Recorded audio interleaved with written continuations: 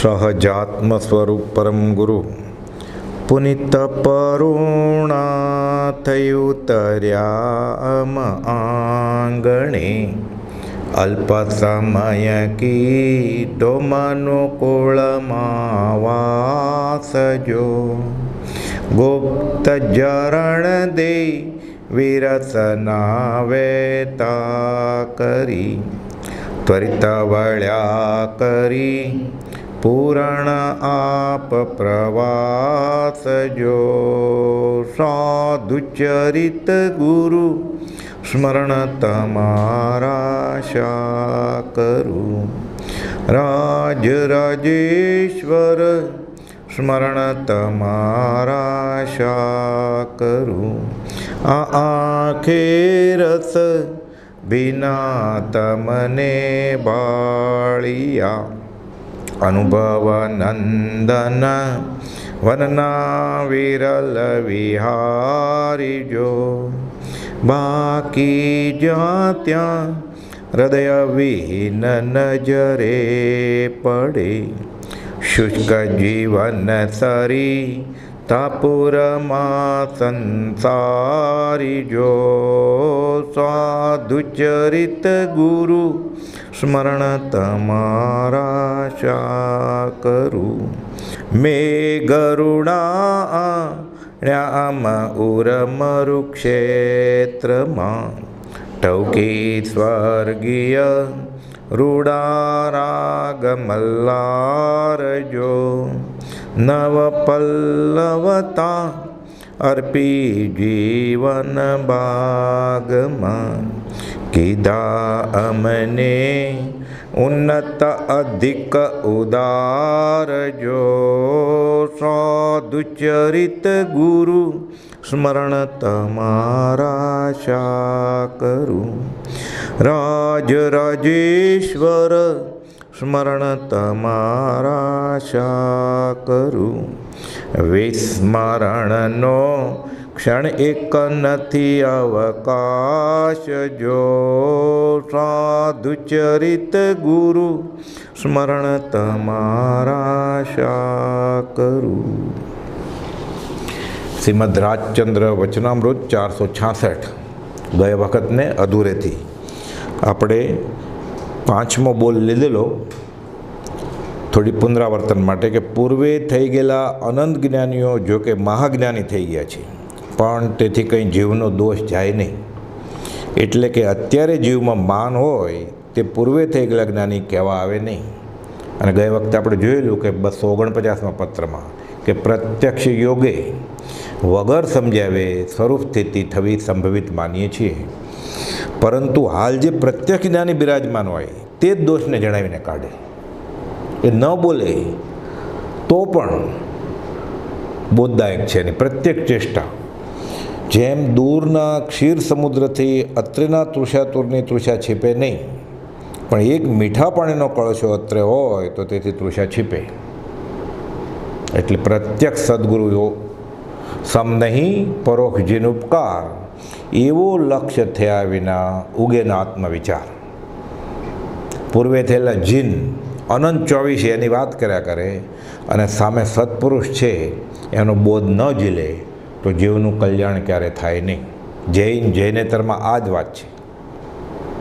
જૈનેતરમાં તો આના કરતાં એક વાત એવી છે કે આ દુનિયા બનાવી કોણ? એ જગત કરતા જ્યાં રખડ જન્મ મરણના ફેરામાં જીવ રખડ્યા જ કરે. ક્યારથી? સૃષ્ટિની રચના થઈ ત્યારથી, જ્યારથી જગત કરતા પૃથ્વી બનાવી ત્યારથી. એ છોડે કોણ? એટલે ગુરુ ગોવિંદ સે અધિક હૈ શાંત ચિત્તે કરી જોઈ. પ્રભુ છો તે પ્રભુ તો છે પેદા કરણ તારણ ગુરુ નાવિક. પ્રભુએ તો પેદા કર્યા, હવે તારશે કોણ ભવસાગરમાંથી? ભલે વેતરાગ દર્શનમાં તો જગત કરતા મનાતા જ નથી, પણ પ્રત્યક્ષ સદગુરુ સમ નહીં પરોક્ષજીન ઉપકાર. એટલે દૂરના ક્ષીર સમુદ્ર કે આહા દૂધનો સાગર મહાસાગર, પણ એ મહાસાગર રટ્યા કરીએ તો મોઢું ભીનું થાય. અને અહીંયા મીઠા પાણીનો ખાલી કળશો પસલી ભરીને પીવે તોય મોઢું સુકાતું હોય તો ભીનું થઈ જાય. મીઠા પાણીનો કળશો અત્રે હોય તો તેથી તૃષા છીપે. અનંત કેવળી થઈ ગયા, અનંત તીર્થંકર થઈ ગયા, અનંત 24 જીન નમો. આ જીવ તીર્થંકરના સમોસણમાં જઈ આવ્યો. કુપાવદેવની ભક્તિથી ફક્ત સમ્યક દર્શન મળશે અને સમ્યક દર્શન સાથે દેહ છોડશે, કામ પતી ગયું. ભવ છેવટની એ છે દશા. પછી જે ભવ હશે એ પોતાના ભોગાવલી કે નિકાચિત કર્મ ખપાવવા માટે હશે અને ખાસ તો જગતના ઉદ્ધારને માટે હશે. અને પછી એને ભવ મોક્ષે પણ વર્તે સમભાવજો. લાખો વર્ષો તક જીવવું, આ મૃત્યુ આજે આવે કરવાનું થઈ ગયું. પછી તો એને ભક્તિમાં એવો આનંદ આવે, વ્રજ વાલું રે વૈકુંઠ નથી જવું, ત્યાં કાનકોર ક્યાંથી લાવવું. કબીરે ના પાડી દીધી ઘસીને. રામનો સંદેશો આવે કે ઉપર આવો, તો કે નથી આવો, પોક મૂકી. રામ બુલાવા ભેજ્યા, દિયા કબીરા રોય, જો સુખ સાધુ સંગ મેં વો વૈકુંઠ મેં નાય. કે ત્યાં એવો સુખ ક્યાં છે કોને ખબર. અહીંયા તો અનુભવાય છે ભક્તિનું સુખ. એટલે પ્રત્યક્ષ સદગુરુનું આ મહાત્મ્ય છે. એ આપણે ગયા વખતે લંબાણમાં જોયેલું. હવે છઠ્ઠો બોલ. જીવ પોતાની કલ્પનાથી કલ્પે કે ધ્યાનથી કલ્યાણ થાય, કે સમાધિથી કે યોગથી કે આવા પ્રકારથી કલ્યાણ થાય, પણ તેથી જીવનું કંઈ કલ્યાણ થાય નહીં. કેમ લખે છે, જીવનું કલ્યાણ થવું તો જ્ઞાની પુરુષના લક્ષ્યમાં હોય છે. ખરેખર ગુરુ મળ્યા હોય એને, જ્ઞાની મળ્યા હોય, પોતે સાધક હોય, મુમુક્ષુ હોય તો ઓળખી ગયો હોય. એટલે કુપાલદેવ તો ત્યાં સુધી કહ્યું છે કે શિષ્યની નાનામાં નાની ભૂલ જે આચાર્યના ધ્યાનમાં ન આવે એ આચાર્ય થવા લાયક જ નથી. એ ગુરુ છે ને, એ ગુરુ એટલે મોટા થયા ને, તો નાનાની ભૂલ ગોતવી જોઈએ, મળવી જોઈએ એને. એટલે કયા શિષ્યને નાડી તપાસીને કઈ દવા આપવી એ આત્મજ્ઞાની ગુરુ નક્કી કરે. એટલે કોઈને ભૂખ્યો રહેવાનું કે, અને કોઈને ખાઈને ભક્તિ કરવાનું કે, કોઈને સર્વસંગ પરિત્યાગ કરવાનું કે, કોઈને ના પડે સર્વસંગ પરિત્યાગ કરવાનું. લખ્યું કુપાલદેવે, યુવાવસ્થાનો સર્વસંગ પરિત્યાગ પરમપદને આપે છે. મણીલાલને કે નહીં, ખીમજીભાઈને કે નહીં, જોઠાભાઈને કે નહીં, અંબાલાલભાઈને કે નહીં. તૈયાર હતા બધા. તો જ્ઞાની કી ગત જ્ઞાની ही જાણે. એને ખબર હોય કે આ જીવનું કલ્યાણ કેમાં છે. શાસ્ત્રમાં દાખલા છે. આદ્ર કુમાર જોમ ચડ્યો, ના નથી, ત્યાગ વૈરાગ હતો, દીક્ષા લીધી, આકાશવાણી થઈ કે રહેવા દે, હજી ભોગાવલી કર્મ બાકી છે, પડશે એવા દેવાશે, પાછું આવવું પડ્યું સંસારમાં. અર્ણિક મુનિ, કેટલા દાખલા છે શાસ્ત્રો. ભગવાન મહાવીર કહે છે કે હમણાં રહેવા દે, તો કે ના ભગવાન. નંદીશણ મુનિ, જોશું કે પછી દેવાય, આવવું પડે. શિષ્યનું કલ્યાણ સત્પુરુષના લક્ષ્યમાં હોય છે. ખાલી એને તો શું કરવાનું, મત દર્શન આગ્રહ તજી વર્તે સદગુરુ લક્ષ. સંકિત થઈ ગયું, સંકિત તને ભાખ્યું, કારણ ગણી પ્રત્યક્ષ. આ જ સંકિત જ્ઞાન થાય એટલે કાંઈ શિંગડા થોડા ઉગે. મત દર્શન આગ્રહ તજી વર્તે સદગુરુ લક્ષ. સદગુરુને લક્ષ્ય અધ્યાત્મની ક્રિયા કરે સાચી શ્રદ્ધાથી. વ્યવહારિક ઉદય હોય, ગૃહસ્થપણાનો ઉદય હોય તો વધતે ઓછે અંશે બળ થાય, પણ પછી એ કર્મ ખપાવવા માટે, ભોગાવલી કર્મ દૂર કરવા માટે, પૂર્વનું ઋણાનુબંધ ચૂકવવા માટે સંસાર કરે છે. એ સંસાર, એને સંસાર પોષક ક્રિયા ન હોય ને, ભાવથી તો એ છોડી જ દીધું છે એણે. એટલે અભ્યંતર છૂટવાનું થયું એટલે બાહ્યનું થશે જ, પછી એ એના યોગે થશે. જ્ઞાનીની દ્રષ્ટિએ જે સાચું નથી એ સાચું ન મનાવ્યું એટલે કામ થઈ ગયું એનું. પછી ત્યાગ તો એનો ઉદય આવી જશે. એટલે કહે છે, જીવ પોતાની કલ્પનાથી કલ્પે કે ધ્યાનથી કલ્યાણ થાય, કે સમાધિથી કે યોગથી. હું ધ્યાન કરું. ત્રિભુવનભાઈ માણેકચંદ ખંભાતના કુપાલદેવને પૂછે છે મુંબઈમાં એકવાર સમાગમમાં. કુપાલદેવ જવાબ જ ના આપ્યો. એટલે મનમાં ત્રિભુવનભાઈને થયું છે કે નહીં સાંભળ્યું હોય. ફરી વાર પૂછ્યું, ત્રીજી વાર પૂછ્યું, ચોથી વાર પૂછ્યું, પાંચમી વાર પૂછ્યું. કુપાલદેવ કે ત્રિભુવન કેટલી વાર પૂછ્યું? તો ખબર નથી. તો કે પાંચમી વાર પૂછ્યું, જવાબ ના આપ્યો. ત્રિભુવન કે પછી હું સમજી ગયો કે મારું શું કરવું એ મને કહેશે. લેટર આપ્યો, પત્ર, કે અંબાલાલને આપજો. શું? મહાવીરના બોધને પાત્ર કોણ? સત્પુરુષના ચરણનો ઈચ્છક. પહેલું વાક્ય આજ્ઞા. જ્ઞાની કે ધર્મ, આજ્ઞા ગુરુણામ અવિચારણીય. પછી વિચારવાનું ન હોય આમ મને બરોબર છે કે નહીં, મને ક્યાંક સારું આપ્યું હોત તો, બધાને ખબર પડે એવું આપ્યું હોત તો. એકને 8 અપવાસ કરવાનું કે બીજાને સ્વાદ છોડવાનું કે, બેયનું કલ્યાણ થવાનું હોય. જીવ પોતાની કલ્પનાથી કલ્પે કે ધ્યાનથી કલ્યાણ થાય. ધ્યાન તો કૃપાળુદેવે ઠેર ઠેર. ધ્યાન કોનું કરવું છે?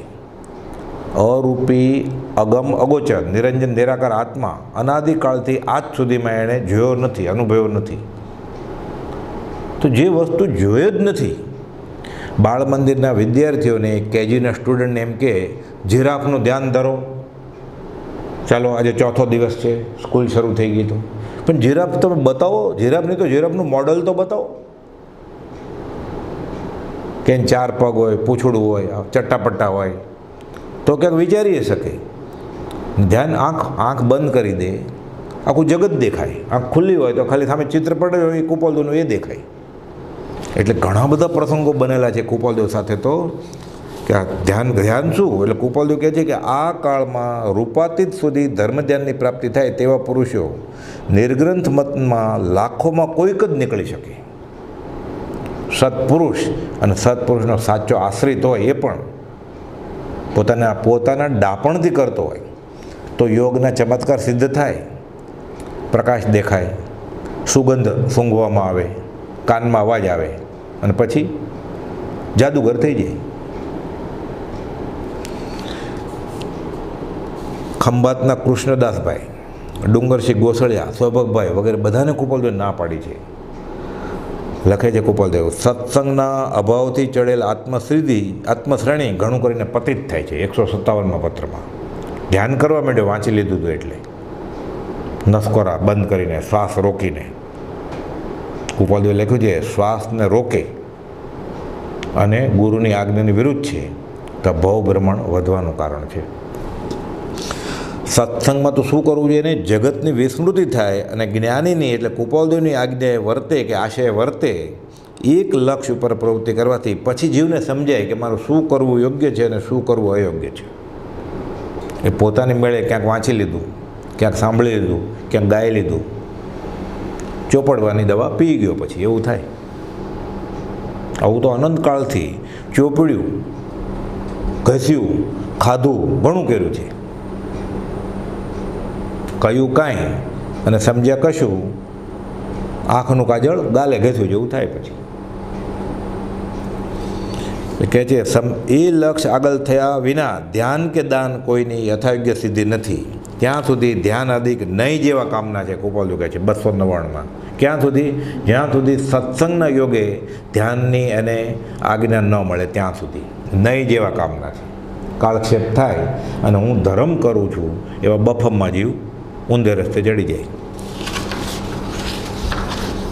335માં પત્રમાં કૃપાલદેવ કહે છે સૌભાગભાઈને, ડુંગરસિંહભાઈને, લહેરાભાઈ, મગનભાઈ બધા સત્સંગ કરે, પણ ડુંગરસિંહભાઈ સત્સંગનું અને ધ્યાનનું બહુ, યોગના ચમત્કારે બહુ કરે. એટલે કૃપાલદેવ લખે છે સૌભાગભાઈ ઉપરના પત્રમાં 335માં, જે વાસ્તવ્ય જ્ઞાનીને ઓળખે છે તે ધ્યાન આદિકને ઈચ્છે નહીં એવો મારો અંતરંગ અભિપ્રાય છે. એટલે આપણને એમ થતું હોય કે આપણે કૃપાલદેવને ઓળખીએ છીએ જ્ઞાની તરીકે, તો જે વાસ્તવિક જ્ઞાનીને ઓળખે છે તે ધ્યાન આદિને ઈચ્છે નહીં એવો મારો અંતરંગ અભિપ્રાય વર્તે છે. એટલે કૃપાલદેવનો અંતરાશય શું છે કે આ જીવ માથે આજ્ઞા ન હોય, શરણું ન હોય તો એની મેળે ચડી ન જાય ધ્યાનમાં. મોહનલાલજી મહારાજ કે પ્રભુશ્રીજી ધ્યાન કરે, હું શું કરું? આજ્ઞા માગે છે. પહેલાં તો માનતા જ નહોતા કોઈ કે આ મોટા મહારાજ આ છોકરાને જ્ઞાની માને છે. પણ ઠીક કે દેવકનજી મહારાજના કહેવાથી મેં સર્વસંગ પરિત્યાગ કર્યો છે, મોહનલાલજી મહારાજ કહે છે નરોડાના. એટલે એનું થશે, આપણું થશે. બીજું શું? દેવકનજી મહારાજ કહે છે વડવા ક્ષેત્રે કે જેણે 82 વર્ષની માને છોડી છે, 1.25 મહિનાનું છોકરું છોડ્યું છે, 17 ઘર છોડી દીધા છે, એનું થશે, એ આપણું થશે. કે પછી મોહનલાલજી મહારાજ કે હું તો વગોણા કરતો હતો તો માની લીધા. પછી વડવા ક્ષેત્રે સમાગમ થયો ત્યારે ત્રીજા દિવસે પછી પૂછે છે હું શું કરું? કૃપાલદેવ કહે છે એને આજ્ઞામાં કે મોટા મહારાજ એટલે લલ્લુજી મહારાજ, પ્રભુશ્રીજી જ્યારે 6 પદનો પત્ર કરતા હોય કાવસકમાં, ત્યારે તમારે કાવસક લઈને બેસી જવાનું, આ તમારું ધ્યાન. એટલે પ્રભુશ્રી શું કરે છે એ જોયા કરવાનું. મન કહે છે બંને જણા એટલે સૌભાગભાઈ અને ડુંગરસિંહ ગોસળિયા બંને જણા વિચાર કરી વસ્તુને ફરી ફરી સમજો કે મનથી કરેલો નિશ્ચય સાક્ષાત નિશ્ચય માનશો નહીં, જ્ઞાનીથી થયેલો નિશ્ચય જાણીને પર્વતમાં કલ્યાણ છે. કહે છે જે વાસ્તવિક જ્ઞાનીને ઓળખે છે તે ધ્યાન અધિકને ઈચ્છે નહીં. પછી કહે છે નહીં તો જેમ ભાવી 335માં પત્રમાં. 330માં પત્રમાં કહે છે ખંભાતના કૃષ્ણદાસને ઉચ્ચ કક્ષાના મુમુક્ષુ અંબાલાલભાઈ સાથે બેસે, બાળ બ્રહ્મચારી.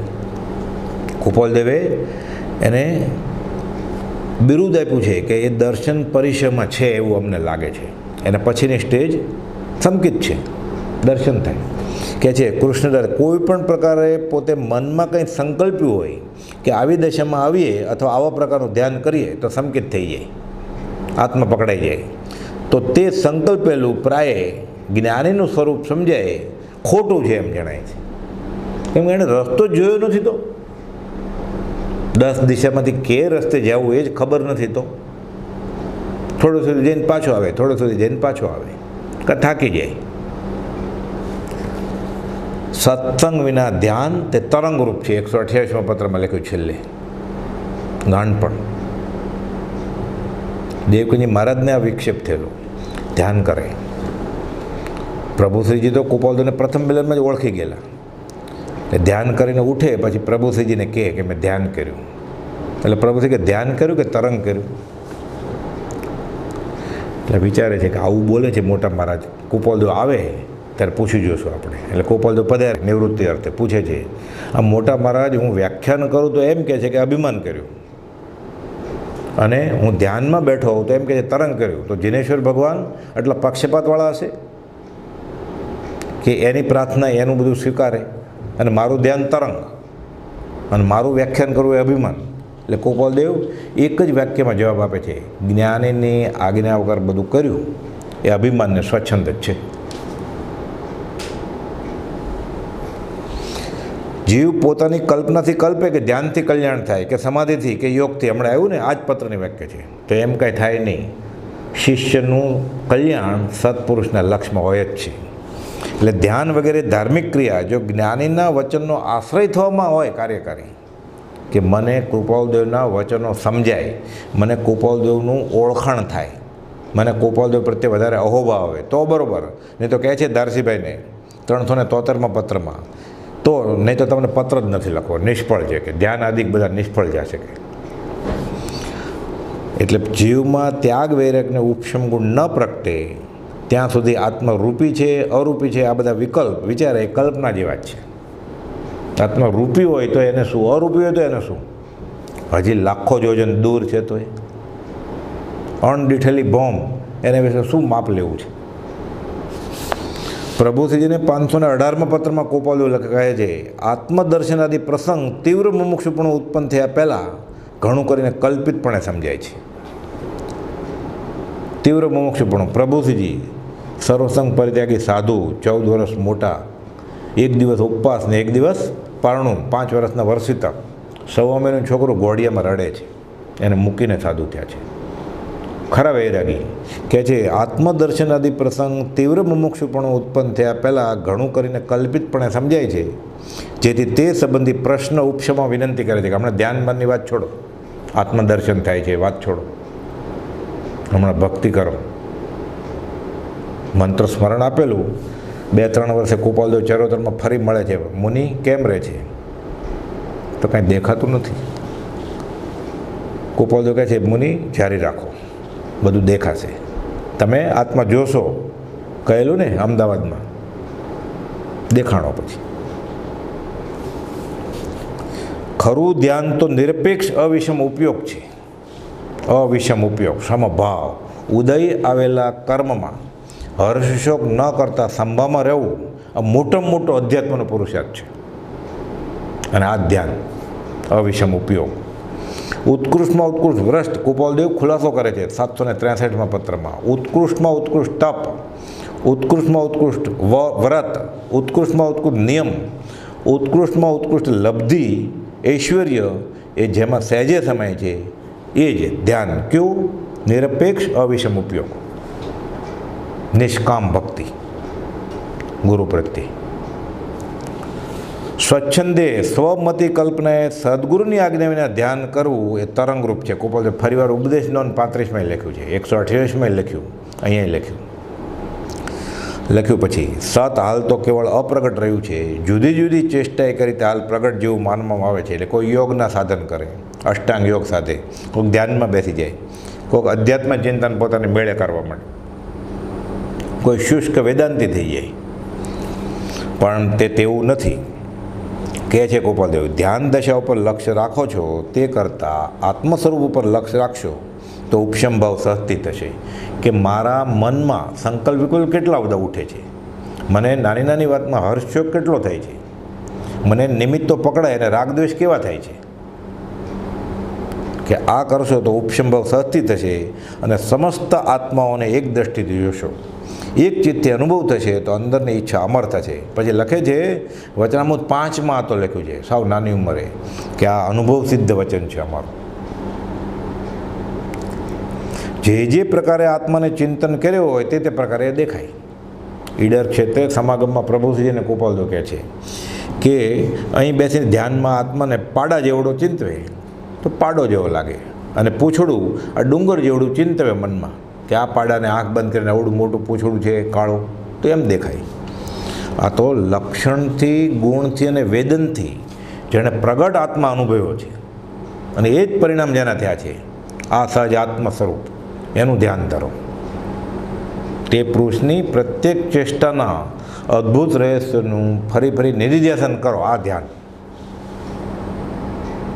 કે ગૃહસ્થ વેશમાં બાહ્યથી અને અંતરંગમાં મુનિ આમ કેમ, એ વિચારો.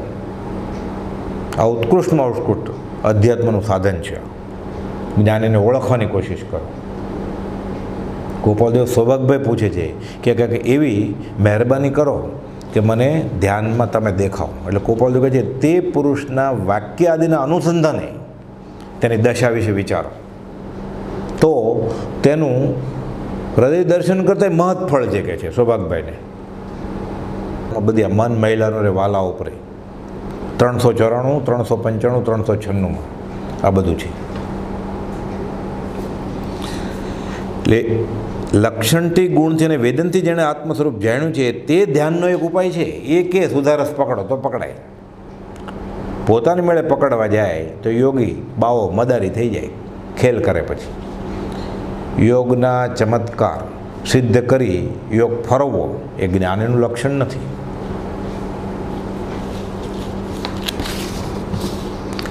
પ્રભુશ્રીજી કહેતા સાવ સાદી ભાષામાં સહેલાઈથી સમજાઈ જાય એમ, બધા ભોળા ભોળા મુમુક્ષુ ચરોતરના પટેલ, હાથીના પગલામાં બધાના પગલાં આવી ગયા. પરમ કૃપાળુની ભક્તિ કરનારને બીજું કાંઈ ધ્યાન આદિ કરવાની જરૂર રહેતી નથી. કે એક વાક્યમાં બધું જ આવી ગયું. કૃપાળુની ભક્તિ કરો છો, ધ્યાન કરવાની જરૂર નથી. કે જોવા કરવાની કાંઈ ઈચ્છા ન રાખવી, પ્રભુશ્રીજી કહે છે. શ્રદ્ધા અને આજ્ઞાનું આરાધન આ કર્યા જાઓ, વિશેષ કરવા જશો, આત્મા જોવા જશો તો પોતાની મેળે કાંઈ હાથમાં આવે એમ નથી, પ્રભુશ્રીજી કહે. તો ધ્યાનમાં શું કરવું? બ્રહ્મચારીજી કહે છે મોક્ષમાળામાં 3 પાઠ આપ્યા છે શુભ ધ્યાનના, ધર્મ ધ્યાનના. એ કરો 74, 75, 76. 18 પાપસ્થાનક વિચારો. સવારથી સાંજ સુધીમાં રાગ, દ્વેષ, હર્ષ, શોક, કશાય કેટલા ઉદ્ભવાય એ વિચારો. તો ના નથી, શુભ ધ્યાનમાં રહેવાનું જ છે, ધર્મ ધ્યાનમાં રહેવાનું જ છે. પણ અરૂપી આત્મા પકડવાના એ નાટક ચેટક બંધ કરી દેવાના. નહીં તો અઠવાડિયા 10 દિવસમાં જ પ્રકાશ દેખાવા માંડે, કાનમાં અવાજ આવવા માંડે, અને પછી જૈસે તો કો મિલા તૈસા, તૈસે કો મિલા તાય, તીનો મિલકે પપોડી બજાય જેવું થાય પછી, પ્રભુશ્રીજી કહે. એટલે ધ્યાનમાં શું કરવું? તો બ્રહ્મચારી લખે છે હાથ પગ જોડી બેસી રહેવું તે ધ્યાન નથી. એટલે મોક્ષમાળાના 3 પાઠ 74, 75, 76 કે બસ એનો અભ્યાસ કર્યા કરો ધ્યાન. એટલે કૃપાળુદેવ સ્પષ્ટ ના ઇનકાર કરે છે કે આજ્ઞા વગર. એટલે જીવ પોતાની કલ્પનાથી કલ્પે કે ધ્યાનથી કલ્યાણ થાય, કે સમાધિથી, કે યોગથી, કે આવા પ્રકારથી, તો કાંઈ જીવનું કલ્યાણ થાય નહીં. જીવનું કલ્યાણ થવું તો જ્ઞાની પુરુષના લક્ષ્યમાં હોય છે. વર્તે સદગુરુ લક્ષ સમકિત્તને ભાગ્યું.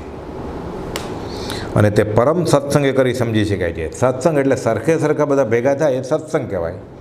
આપણે બધા ગોપાળોના ગુણગ્રામ ગાતા હોય તો, અને આત્મજ્ઞાની સાથે હોય કોઈ, તો પરમ સત્સંગ કહેવાય.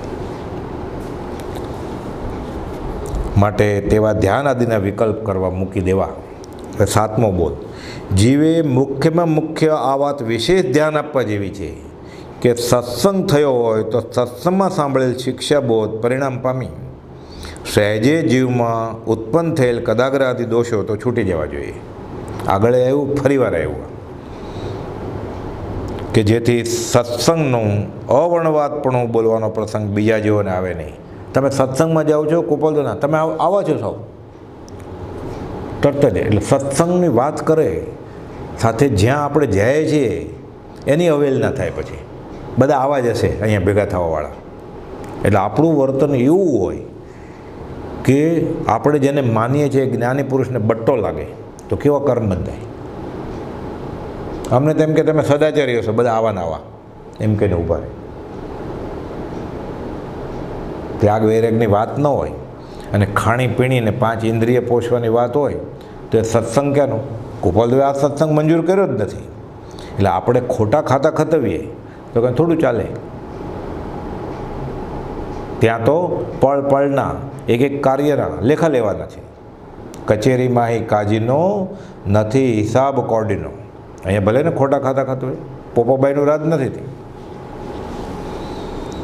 એટલે જીવે મુખ્યમાં મુખ્ય આ વાત વિશેષ ધ્યાન રાખવી કે સત્સંગ થયો હોય તો સત્સંગમાં સાંભળે શિક્ષાબોધ પરિણામ પામી કદાગ્ર વગેરે દોષો બધા છૂટી જવા જોઈએ. આ જ વાત ગોપાલદેવે 609માં કરી છે.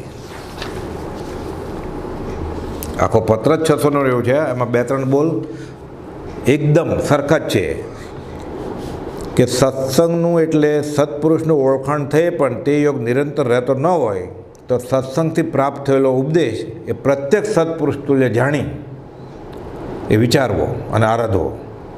એટલે અત્યારે ગોપાલદેવ આપણી પાસે નથી. ફરીવાર સત્સંગનું એટલે સત બધા પ્રત્યક્ષ કરે છે. એટલે પ્રત્યક્ષ એટલે કોણ? સામે હાથ પગવાળા ઊભો હોય એ પ્રત્યક્ષની વાત છે અહીંયા અધ્યાત્મમાં. એટલે 609માં ગોપાલદેવ 12મા બોલમાં કહે છે કે સત્સંગનું એટલે સત્પુરુષનું ઓળખાણ થયે પણ તે યોગ નિરંતર રહેતો ન હોય તો સત્સંગથી પ્રાપ્ત થયો છે જે ઉપદેશ કયો? શ્રીમદ રાજચંદ્ર વચનામૃત, મોક્ષમાળા, આત્મસિદ્ધિ, ઉપદેશામૃત છે, બોધામૃત છે, પ્રજ્ઞોબોધ છે. સત્સંગથી પ્રાપ્ત થયો છે જે ઉપદેશ તે પ્રત્યક્ષ સત્પુરુષ તુલ્ય જાણી વિચારવો. એટલે આ શ્રીમદ રાજચંદ્ર પુસ્તક કે શ્રીમદ રાજચંદ્ર ગ્રંથ નથી. આ શ્રીમદ રાજચંદ્ર પોતે જ છે, અક્ષર દેહ. અહો સત્પુરુષના વચનામૃત અને મુદ્રા. એટલે કહે છે એવો જે ઉપદેશ તે પ્રત્યક્ષ સત્પુરુષ તુલ્ય જાણી વિચારવો તથા આરાધવો કે જે આરાધનાથી જીવને અપૂર્વ એવું સમ્યકત્વ ઉત્પન્ન થાય છે. કહી દીધું કે અપૂર્વ ક્યારે નથી થયું પૂર્વે એવું સમકિત ઉત્પન્ન થાય આ વચનોને આરાધે તો. હવે ક્યાં ગોતવા જવું છે? આ જ વાત ગોપાલદેવે 769 અને 771માં કહી છે કે કહેનાર પુરુષ સાચા છે. મોક્ષ માર્ગ આમ જ હોય, એમ જ સંભવે.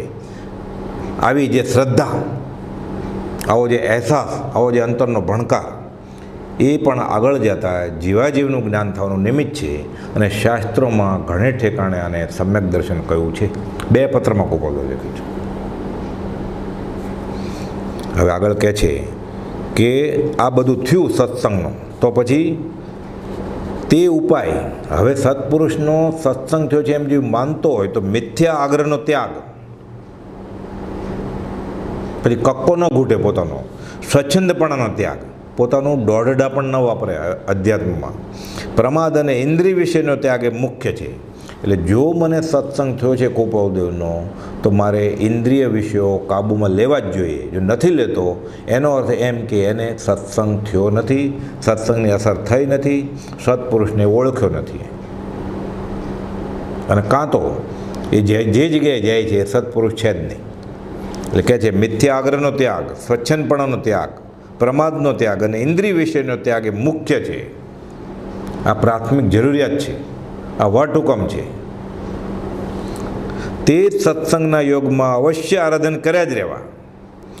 હવે સત્સંગને નામે જ જો એ બધા વિષય સેવતો હોય તો પછી એ બેસે જ ક્યાં ચોકઠામાં. એટલે કહે છે સત્સંગના પ્રત્યક્ષપણામાં તો યોગમાં તો આરાધન કર્યા જ રહેવાના, સત્સંગના પરોક્ષપણામાં તો અવશ્ય આરાધન કર્યા જ કરવા. પ્રત્યક્ષ સત્સંગમાં ન કરતો હોય તો પછી પરોક્ષની ક્યાં વાત જ આવી? કેમ કે સત્સંગ પ્રસંગમાં તો જીવનું કંઈક ન્યૂનપણું હોય તો નિવારણ થવાનું સત્સંગ સાધન છે. આત્મજ્ઞાની પુરુષ હોય પકડે, બ્રહ્મચારીજી હોય તો પ્રભુશ્રીજી પકડે. પણ સત્સંગના પરોક્ષપણામાં તો પોતાનું આત્મબળ જ સાધન છે. જો તે આચરવામાં સત્સંગથી પ્રાપ્ત થયેલા આવા બોધને અનુસરે નહીં, આચરે નહીં અને તે આચરવામાં થતા પ્રમાદને છોડે નહીં તો કોઈ દિવસે પણ જીવનું કલ્યાણ થાય નહીં. એટલે હું 5 ઇન્દ્રિયના વિષયોમાં રાચી માચી અને ભક્તિને નામે મારી વિષય વાસના પોષીશ અને કલ્યાણ થશે, ક્યારે ન બન્યા. કોઈ દિવસે પણ જીવનું કલ્યાણ થાય નહીં. એ જ વાત ગોપાલદેવે અહીંયા કરી 466માં.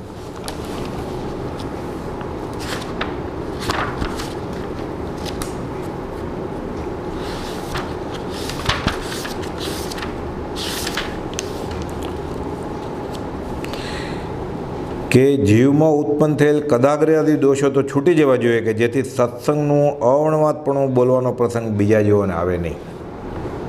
એટલે આપણે પ્રભાવના ન કરી શકીએ માર્ગની તો વાંધો નહીં, પણ વિરાધના તો ન જ થવી જોઈએ.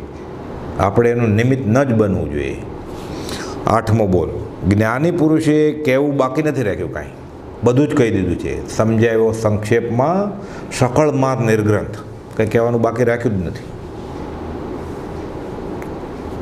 જ્ઞાની પુરુષે કહેવું બાકી નથી રાખ્યું પણ જીવે કરવું બાકી રાખ્યું છે. પ્રભુજી કહેતા તારી વારે વાર થઈ જાય તૈયાર.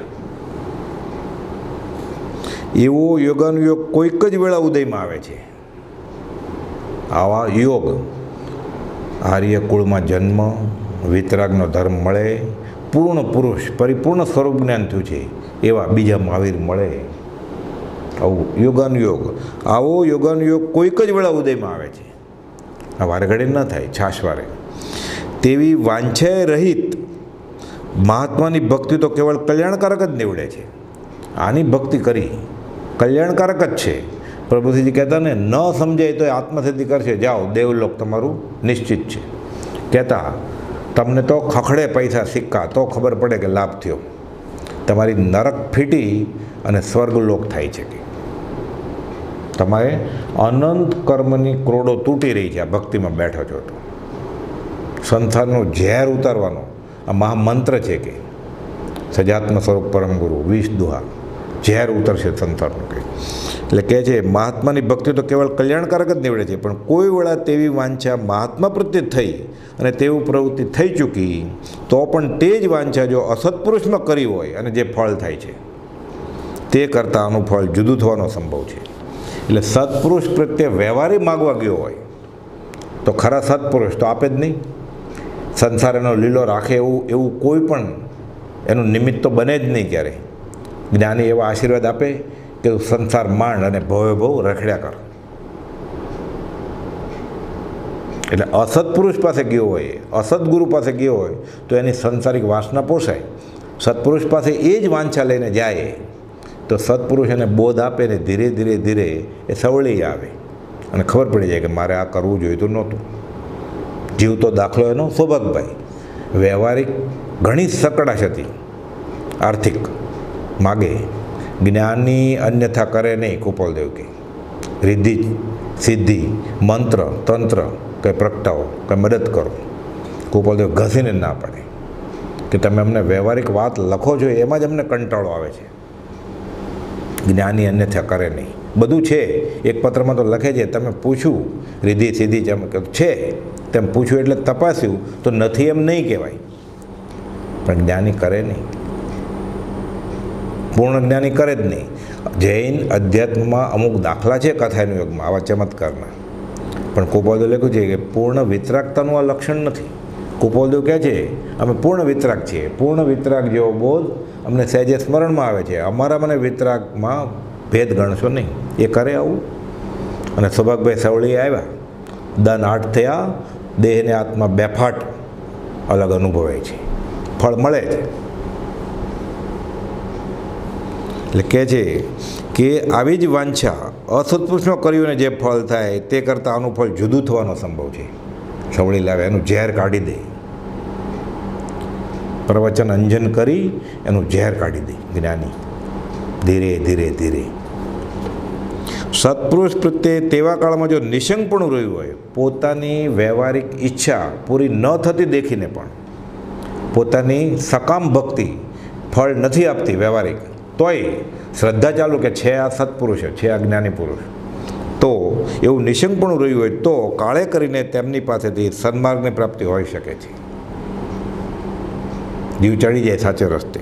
એક પ્રકારે અમને પોતાને એ માટે બહુ શોચ રહેતો હતો.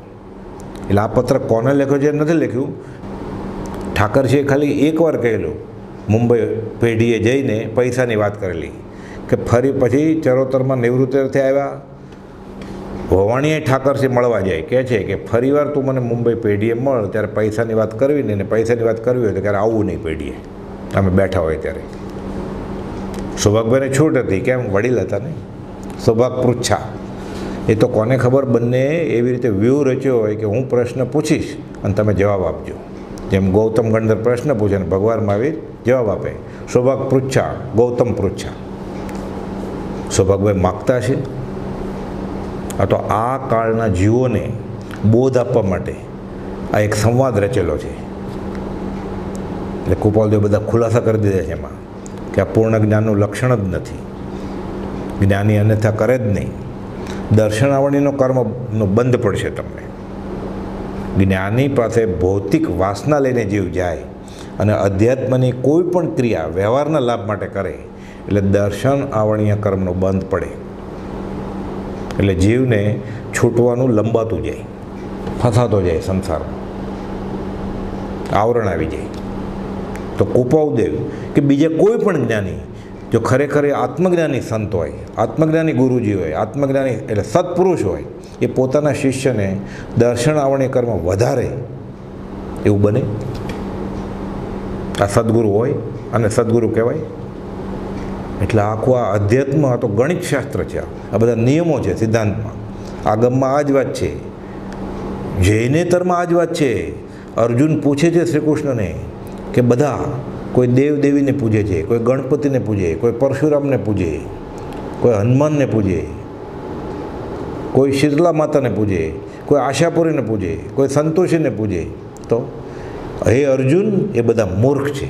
જે મને નથી પૂજતા એ બધા મૂર્ખ છે. એ લોકોને છૂટવાનું મળશે નહીં, સંસાર ફળ મળવાનું છે. તો મને પૂજે એટલે મને એટલે શ્રી કૃષ્ણ કોણ છે? સજાત્મ સ્વરૂપ. અહીં આપણે ગોપી કૃષ્ણની વાત નથી કરવાની, દાંડિયા રસની. ગોપી એટલે સત્પુરુષની ચિત્ત વૃત્તિ અને શ્રી કૃષ્ણ એટલે શુદ્ધ આત્માનું સ્વરૂપ, માખણ તત્વ. કે જે આત્મા માટે ભક્તિ કરતો હશે, મહેનત કરતો હશે, એને મળશે. હું મળીશ, આત્મા મળશે. બાકી બધાને સંસાર પરિભ્રમણ મળશે, જન્મ મરણ છૂટવાનું નહીં બને. ગીતામાં આ જ વાત છે. અત્યારે જે ચાલ્યું આપણને એમ થાય કે વૈષ્ણવો તો બધા દેવીને માગે છે, માનતા માને છે, બધું માગે છે. તો ભગવાન મહાવીરે કહ્યું વિતરાગમાં, એવું જઈને કોણ કરે છે? કૃપાદેવ તો લખ્યું છે મોક્ષમાળાના 84માં પાઠમાં, તત્વબોધ 3માં, કે 136 વર્ષ પહેલાંની વાત, કે અત્યારે વિતરાગ દર્શનને પઠન મનન રૂપે નવ તત્વને જાણનારા, પઠન કરનારા, મનન કરનારા આંગળીને વેઢે ગણીએ એટલા શ્રાવકો નથી. આંગળીને ટેરવે ન ગણાય એટલા. તો જઈને કોણ કરે છે? એટલે કહે છે જ્ઞાની પુરુષે કહેવું બાકી નથી રાખ્યું કંઈ, અને જીવે કરવાનું બાકી રાખ્યું છે. આવો યોગાનુયોગ કોઈક જ વેળા ઉદયમાં આવે છે, અનંતકાળથી. કેમ રખડવાનું છું?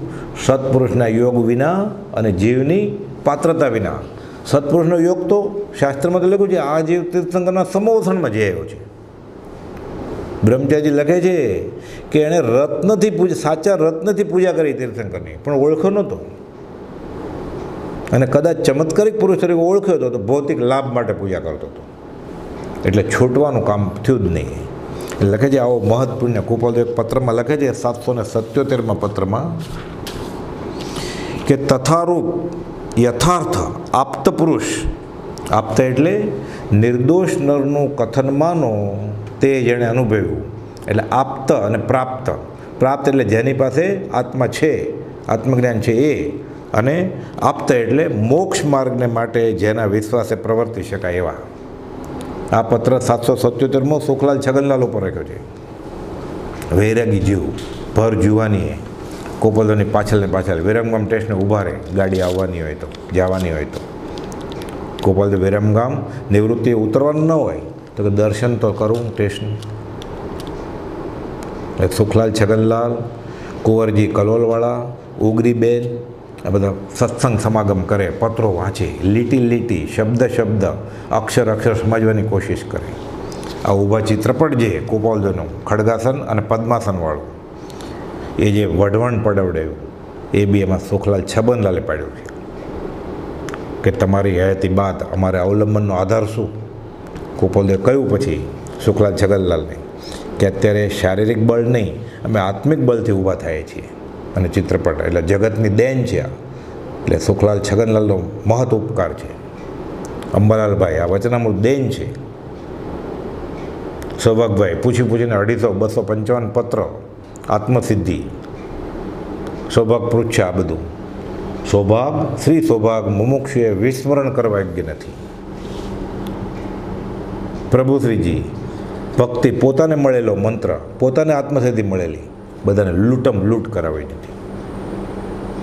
આ ઉપકારનો બદલો આપી શકાય એમ નથી.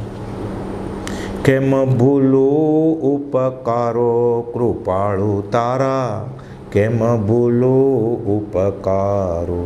સ્મરણ મંત્રની સીડીએ ચડાવ્યો, આંબ્યો હું ભવનો કિનારો, કૃપાળુ તારા કેમ ભૂલું ઉપકારો. વીરમાં હું ને વીરમાં રામ, એવો દર્શાવ્યો ગર્તવારો, કૃપાળુ તારા કેમ ભૂલું ઉપકારો. લઘુ રાજ કહે રાજ કૃપાથી, આંબ્યો હું ભવનો કિનારો, કૃપાળુ તારા કેમ ભૂલું ઉપકારો. ગોપાલદાસે સ્વયં લખ્યું સૌભાગભાઈના દેવીલય બાદ કે શ્રી સૌભાગ મુમુક્ષુએ વિસ્મરણ કરવા યોગ્ય નથી.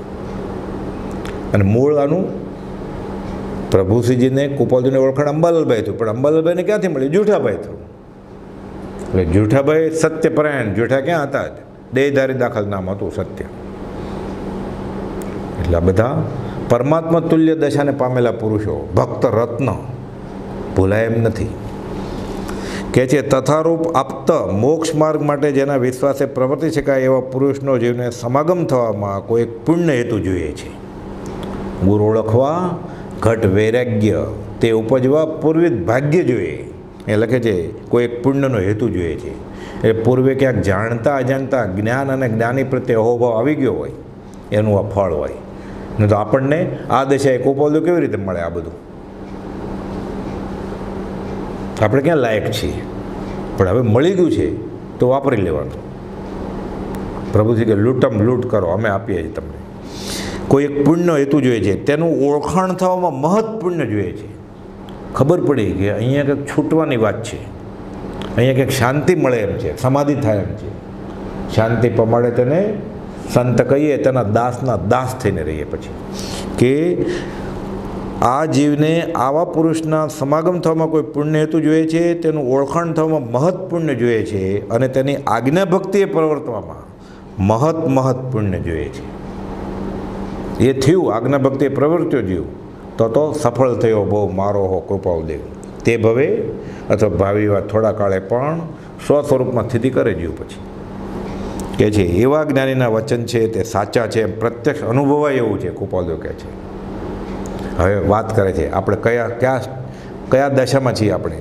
તથારૂપ આત્મપુરુષના અભાવ જેવો આ કાળ વર્તે, અભાવ જેવો, તદ્દન અભાવ નથી. તથારૂપ આત્મપુરુષના અભાવ જેવો આ કાળ વર્તે છે તો પણ આત્માર્થી જીવે તેવો સમાગમ ઈચ્છતા તેના અભાવે પણ વિશુદ્ધિ સ્થાનકના અભ્યાસનો લક્ષ્ય અવશ્ય કરીને કર્તવ્ય છે. હવે હું ક્યાં ભૂલું છું?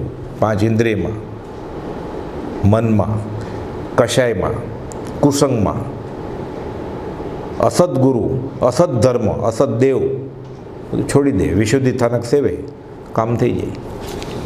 એટલે કહે છે આવી જ વાંછા જો સત્પુરુષમાં કરી હોય તો સવળી આવી જાય છે. સૌભાગભાઈને ક્યાં કાંઈ આપ્યું કૃપાળુદેવે? નિશંક ઠેઠ સુધી સમ્યક દર્શનના 8 અંગમાંથી આ પહેલું અંગ છે, નિશંકિતપણું. અમને પોતાને એ માટે બહુ શોધ રહેતો હતો, પણ તેનું કલ્યાણ વિચારીને શોધ વિસ્મરણ કર્યો છે. 9મું, મન વચન કાયાના જોગમાંથી જેને કેવળી સ્વરૂપ ભાવ થતાં અહંભાવ મટી ગયો છે. કેવળી સ્વરૂપ ભાવ થાય એટલે શું? મન મરી જાય. આવે સમદેશમાં છાયા જાય સમાય, આવે તેમ સ્વભાવમાં મન સ્વરૂપ પણ જાય. ઈચ્છે છે જોગી જન્મ છે ને, મન સ્વરૂપ ઠરી જાય. મન વચન સ્વરૂપ સ્થિત, ઈચ્છા રહિત, વિચરે પૂર્વ પ્રયોગ. જેમ સિમંદર સ્વામી, બીજા 20 તીર્થંકર, 2 કરોડ કેવળી, ઉદય પ્રયોગે વાણી ખરે.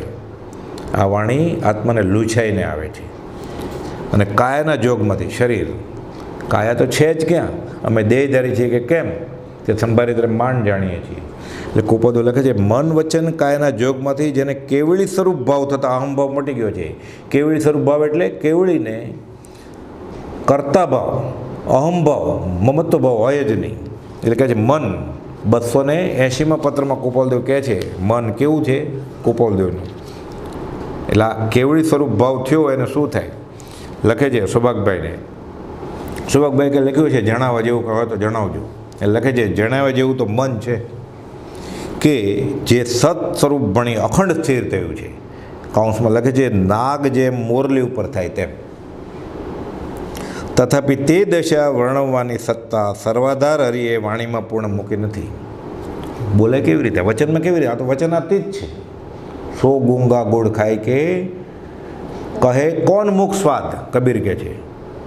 અનુભવ્યું વાણીમાં કેવી રીતે આવે? અને લેખમાં તો તે વાણીનો અનંતમો ભાગ માંડ આવી શકે. પત્ર માટે શું જણાવે? રૂબરૂ હોય તો ક્યાંક થોડું કંઈ બોલે તોય વાણી છેલ્લે તો અનુભવે તો જ ખબર પડશે. એવી તે દશા તે સર્વનું કારણ એવું જે પુરુષોત્તમ સ્વરૂપ આત્મા, તેને વિશે અમને તમને અનન્ય પ્રેમ ભક્તિ અખંડ રહો. એટલે કુપાલદેવ આત્મામાં લીન થઈ ગયા છે. એટલે કહે છે મન નાગ જે મોરલી ઉપર સ્થિર થાય, સ્થિર થઈ ગયું છે. આવે તેમ સ્વભાવમાં મન સ્વરૂપ પણ જાય. હવે આ બાદ સ્થિરતા છે. લખે છે નિર્વિકલ્પ દશા, લેખિત નિર્વિકલ્પ. શુક્લાલ છગનલાલને લખે પત્રમાં. આત્રે આત્માકારતા વર્તે છે. પછી પાછળ લખે આત્મામાં પરિણામ પામે એને અમે આત્માકારતા કહીએ છીએ. એટલે શું થાય? કેવળ નિજ સ્વરૂપ સ્વભાવનો અખંડ વર્તે જ્ઞાન. એટલે આ કેવળી સ્વરૂપ ભાવ થતા અહંભાવ મટી જાય. મન વચન તો મોહનલાલજી મહારાજને વડવા આશ્રમની બહાર, ત્યારે આશ્રમ નહોતો, સમાગમમાં 3જા દિવસે કહે છે આ વાણી આત્માને લૂછાઈને આવે છે. કેવળીની વાણી, તીર્થંકરની વાણી આત્માને લૂછાઈને આવે, ખરી પડે. ઉદય પ્રયોગ બોલવું છે એમ પણ નહીં, નથી બોલવું એમ પણ નહીં. જ્ઞાની ઈચ્છા રહિત કે ઈચ્છા સહિત એમ કહેવાય નહીં. 377માં પત્રમાં એને કોઈ ઈચ્છા નથી. વિચરે ઉદય પ્રયોગ. મન વચન આ કેવળી સ્વરૂપ ભાવ. અને કાયા તો કુપાલદેવે 255ના પત્રમાં સૌભાગભાઈને લખીને આપ્યું કે 5 ઇન્દ્રિયો શૂન્યપણે વર્તે છે. એટલે શરીરનો કયો ભાગ હું છું એ કોઈ નહીં. શરીરનો એક પણ ભાગ હું છું જ નહીં. હું એમાં નારિયેળનો ગોટો, નારિયેળથી છૂટો થઈ ગયો છે પણ છે નારિયેળમાં અત્યારે. સિંહ પિંજરા મેં દિયો, જોર ચલે કશું નાય, નામ આયુષ્ય, ગોત્રને વેદનીય બાકી છે. છગનનાથજીને કહેલું કુપાલદેવે, સોનાનું પિંજરું ખુલી ગયું છે, સિંહ ગમે ત્યારે આમાંથી છૂટી નીકળશે. કહે છે 255 પત્રમાં અમે દેહધારી છીએ કે કેમ તે સંભાળીએ ત્યારે માંડ જાણીએ છીએ. કાયામાં દેહ ભાવ છે જ નહીં, અશરીરી ભાવ. લખ્યું ને અશરીરી ભાવે આ કાળે ન જીવી શકાય તો અમે નથી એમ માનો. બ્રહ્મચારીજીને આત્મસાત થયો એટલે લખ્યું જીવ્યા જીવન રાજચંદ્ર ભગવાન જો અશરીરી ભાવે દુષમ આકળી કાળ મારેલો રહે ન જેને દેહધારી રૂપ ભાન જો અવિષમ ઉપયોગી ગુરુ રહો ખ્યાલ મારેલો. અવિષમ ઉપયોગી અને અશરીરી ભાવ, એટલે ભાવની એ સિદ્ધપણું. એટલે કહે છે 5 ઇન્દ્રિયો શૂન્યપણે વર્તે છે. એટલે જીભ પતાસું મૂકો કે કારેલું મૂકો, જાણે પ્રતિભાવ કાંઈ નહીં. સ્પર્શ થાય પ્રતિભાવ કાંઈ નહીં. જોવે પ્રતિભાવ કાંઈ નહીં. 5 ઇન્દ્રિયો શૂન્યપણે પ્રવૃત્તિરૂપ રહે છે. બેસવાની, સૂવાની, ચાલવાની, ખાવાની, પીવાની બધી વૃત્તિઓ પોતાની ઈચ્છા પ્રમાણે વર્તે છે. મન પોતાને સ્વાધીન છે કે કેમ એનું યથાર્થ ભાન રહ્યું નથી. ઇન્દ્રિયો શૂન્ય છે. એટલે મન ક્યાં છે? જંગલમાં. શરીર ક્યાં છે? ઝવેરી બજારની પેઢીએ. આત્મા ક્યાં છે? આત્મામાં. સ્વરૂપ સ્થિત. એટલે મન વચન કાયના જોગમાંથી કેવળી સ્વરૂપ ભાવ થતા. દેહ જ નથી તો મુનિ દેવકનજી મહારાજને કહે છે ગોપાલદેવ, મુનિ નારિયેળનો ગોટો નારિયેળની અંદર છે, છૂટો થઈ ગયો છે. એવા જે જ્ઞાની પુરુષ તેના પરમ ઉપશમ રૂપ ચરણારવિંદ. ઉપશમ ઉદયવેલા કષાયોને દબાવી દેવા. અહીંયા પરમ ઉપશમ આવાજ નહીં દે બહાર આવે. કેમ? જ્ઞાનીની આજ્ઞામાં છે, ભગવાન મહાવીરની આજ્ઞામાં છે. એટલે જે ભગવાન મહાવીર પામ્યા તેના અભેદ સ્વરૂપમાં પોતાનો નિવાસ થઈ જાય. જે જ્ઞાની પુરુષ તેના પરમ ઉપશમ રૂપ ચરણારવિંદ તેને નમસ્કાર કરી વારંવાર તેને ચિંતવી તે જ માર્ગમાં પ્રવૃત્તિની તમે ઈચ્છા કરો એવો ઉપદેશ કરી આ પત્ર પૂરો કરું છું. આ જીન ભાવનાની કુપોલદેવે વાત કરી છે 913મા પત્રમાં કે કેવળી સ્વરૂપ ભાવ થાય અને અહંભાવ મટી જાય તો શું થાય. 913મા પત્રમાં છેવાડે લખ્યું છે કે અષ્ટપ્રાબુધની ગાથા છે. ભીષણ નર ગઈએ તિર્ય ગઈએ કુદેવ મણુય ગઈએ પત્તોસી તીવ્ર દુઃખમ ભાવે જીણ ભાવના જીવ. આ જીન ભાવના કેવળી સ્વરૂપ ભાવ મટી જાય, અહંભાવ વયો જાય તો શું થાય? ભયંકર નરક ગતિમાં, તિર્યંજ ગતિમાં અને માઠી દેવ તથા મનુષ્ય ગતિમાં એ જીવ તો તીવ્ર દુઃખને પામ્યો. માટે હવે તો જીન ભાવના, એટલે કઈ ભાવના? કેવળી સ્વભાવ કેવો હોય? જીન ભગવાન કે જે પરમ શાંત રસે પરિણમી સ્વરૂપસ્થ થયા તે પરમ શાંત સ્વરૂપ ચિંતવના. સ્વરૂપસ્થ, આત્મસ્થ, સમવસ્થિત એ તો કુપોલદેવે કેટલા પત્રમાં લેખિતનમાં લખ્યું છે. સ્વરૂપસ્થ થયા તે પરમ શાંત સ્વરૂપ ચિંતવના આ ભાવ, આ જીન ભાવના એ ચિંતવ જીવને કહે છે કે જેથી અનંત દુઃખોનો આત્યંતિક વિયોગ થઈ પરમ અવ્યાબાદ સુખ સંપત્તિ સંપ્રાપ્ત થાય. આ ગોધાવીવાળા વનમાળીદાસભાઈને પત્ર લખ્યો છે. ઉચ્ચ કક્ષાના સાધક મુમુક્ષુ હતા એ, કે જેના સમાગમે પોપટલાલભાઈ મોહકચંદને ઘણું બધું કૃપાલદેવ વિશે શ્રદ્ધાને વધવાનું નિમિત્ત બન્યું. અને અનંતાનુભવની કશાય અંબાલાલભાઈએ અને આ વનમાળીદાસ ગોધાવીવાળાભાઈએ પોપટલાલભાઈને વાત કરી કે આ કૃપાલદેવે આમ સમજાયું છે. પછી ખબર પડી, પોપટલાલભાઈ લખે છે કે આ કાળે આ ક્ષેત્રે ભગવાન વિતરાગનો માર્ગ પૂર્ણપણે જાણવા જેવા પુરુષ કૃપાલદેવ બીજા કોઈ હોય નહીં, છે જ નહીં. આગમના અભ્યાસી હતા. કે છે આ જીન ભાવના એટલે આત્મધર્મ અકશે ભાવ ઠરી જાય. મારે કામ ક્રોધ સબ લોભ મોહ પીસી ડારે ઇન્દ્રિયો કતલ કરી કયો રજપૂતો હે. ડુંગરસિંહ ગોસળિયા સબકબેન કે પૂછો કાયા ત્યાં સુધી માયા હોય? ગોપાલ તો એવું જરૂરી નથી કાયા સુધી, લગભગ બધા જીવ માટે બરાબર કાયા ત્યાં સુધી માયા, પણ કે એકાંતિક એ વિચાર બાંધી ન લેવાય. જ્ઞાની પુરુષની દશા ઓર હોય છે. પછી પોતાની દશા વિશે લખે છે ને આ શુરાતન યંગનો આ દોહો લખે છે કે કાયા ત્યાં સુધી માયા બધાને માટે વિચારવાન પુરુષો એવો નિર્ણય ન બાંધી લે કે આ બધા વેરી મારે કામ ક્રોધ સબ લોભ મોહ પીસી ડરે ઇન્દ્રિયો કતલ કરી કયો રજપૂતો હે. પછી લખે છે વેરી સબ મારી કે નિચિંતો એ સૂતો હે. એટલે કે પરમ ઉપશમ રૂપ ચરણારવિંદ તેને નમસ્કાર કરી વારંવાર તેને ચિંતવે. એટલે કુપોલદેવની આ જ મન વચન કાયના જોગમાંથી જેને કેવળી સ્વરૂપ ભાવ થતાં અહંભાવ મટી ગયો છે. દેહ જ નથી તો, મન નથી અને દેહ નથી, 5 ઇન્દ્રિયો શૂન્યપણે છે. મનનું હજી 347માં આના કરતાં વધારે ખુલાસો કર્યો છે. કેટલો ટાઈમ છે? હા, અમે લખે છે સૌભાગભાઈને, આવા બધા પત્રો સૌભાગભાઈ પર જ હોય દશાના. અમે કે જેનું મન પર ક્રોધથી, માનથી, માયાથી, લોભથી, હવે આ ઘાતી કર્મ નાશ થઈ ગયા હોય તો, અમે કે જેનું મન પ્રાય ક્રોધથી, માનથી, માયાથી, લોભથી, પછી લખે છે હાસ્યથી, રતિથી, અરતિથી, ભયથી, શોકથી, જુગુપ્સાથી અને શબ્દાદિક વિષયોથી અપ્રતિબંધ જેવું છે. યોગીઓને મનડું કિમી ન બાજે, કુપોલને કાંઈ અસર જ નથી, મન શૂન્ય થઈ ગયું છે. કુટુંબથી, આગળ લખે છે ધનથી, પુત્રથી, વૈભવથી, સ્ત્રીથી અને દેહથી મુક્ત છે. દ્રવ્ય મને જડ જ છે ને, ભાવ મને એટલે આત્મા.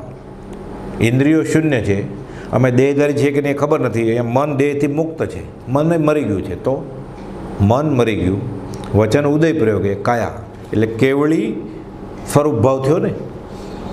તે મનને પણ સૌભાગભાઈના સત્સંગને વિશે બંધન થવું ગમે છે. આ સત્સંગની કિંમત છે. મોક્ષનો અમને ધુરંધર માર્ગ લાગ્યો છે, કુપાલદો કહે છે. એટલે મન વચન કાયાના જોગમાંથી જેને કેવળી સ્વરૂપ ભાવ થતા અહંભાવ મટી ગયો છે, એવા જે જ્ઞાની પુરુષ તેના પરમ ઉપશમ રૂપ ચરણારવિંદ તેને નમસ્કાર કરી વારંવાર તેને ચિંતવી તે જ માર્ગ પ્રવૃત્તિની તમે ઈચ્છા કર્યા કરો. એવો ઉપદેશ કરી આ પત્ર પૂરો કરું છું. પછી લખે છે વિપરીત કાળમાં એકાકી હોવાથી ઉદાસ, એકલા છે. આ પત્ર લખ્યો છે પેટલાદથી, કે જે વિપરીત કાળમાં, પંચમ કાળમાં પાત્ર જીવ નથી કોઈ ઝીલવાવાળો. ઘરાક હોય તો દુકાન ખોલે. કેવા સ્વરૂપમાં મુનિ અને કેવા સ્વરૂપમાં મુમુક્ષુ જોઈ અને આવા સંગે તો અધોગતિ થાય, ઉર્ધ્વગતિ ક્યાંથી થાય કે. એટલે કહે છે એવું સ્થાન ક્યાં છે કે જ્યાં જઈને બેસીએ. એટલે સત્સંગ માટેનું સ્થાન ક્યાં છે કે ભાગયોગે તમે મળ્યા. સૌભાગભાઈને કહે છે પછી તમે અમને અમારી ઈચ્છાનું સુખ આપ્યું છે, તમે અમારા માટે જન્મ દેહ ધારણ કર્યો છે, કે તમારી ઓથે જીવાય છે, નહીં તો જીવાય નહીં. એટલે કહે છે વિપરીત કાળમાં એકાકી હોવાથી ઉદાસ, કોઈ નથી. મુંબઈમાં કહે છે ને ઘોડાગાડીના ડાબલાનો અવાજ છે અહીંયા, કે જગત અને જગતની લીલાને બેઠા બેઠા મફતમાં જોઈએ છે. કે મેં હું અલગ પુરુષ કા દાસા દેખન આવ્યો જગત તમાશા. પણ તોય કુપોલદેવે એક હાથે મહાભીરમણ સમુદ્ર તરવા જેવી મહેનત કરી. માથું ધડ ઉપર રહેતું નથી, આંખ પાસે રેતી ઉપાડવા જેવું કામ કર્યું. કહે છે પ્રસ્વેદ પરસેવો છૂટી જાય છે. પણ જે કર્મ ઘણા લાંબા કાળે ખપે એ અલ્પકાળમાં વેદીને છૂટા થઈ જવું છે. કોઈ પણ જાતના આત્મિક બંધનથી સંસારમાં નથી રહ્યા. એટલે કહે છે વિપરીત કાળમાં એકાકી છે, પણ તારી હાક સુણી જો કોઈ ન આવે તો તું એકલો જાને રે, તું એકલો જાને રે. કાંટા આવે, કંકર આવે, ધોમ દખનથી રેતી આવે. આ ભવ શિખરણી અંત અઘરો, બહુ અઘરો માર્ગ છે. કાંટા આવે, કંકર આવે, ધોમ દખનથી રેતી આવે, ખાંડાની ધારે ને ધારે નિર્ગમ દુર્ગમ મેં પંથ કાપ્યો જ્યાં. તારી આંખ સુણી જો કોઈ ના આવે તો તું એકલો જાને રે, તું એકલો જાને રે. વિપરીત કાળમાં એકાકી હોવાથી ઉદાસ, સહજાત્મ સ્વરૂપ પરમ ગુરુ.